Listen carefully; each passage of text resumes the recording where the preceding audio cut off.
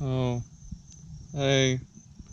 So in the last episode, we figured out how to open the blue car door, and then today, we'll be taking a look on how to get in the blue car door.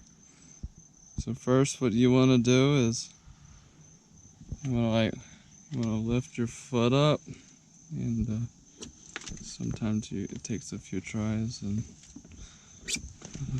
then once you feel comfortable with that, you want to take your foot and go like that, and then you want to lean in with your knee and sit down while pulling the door towards you.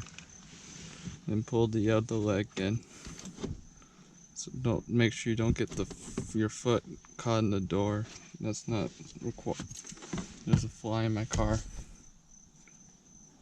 The fly is angry. And that's you pull the door closed with the fly in the car.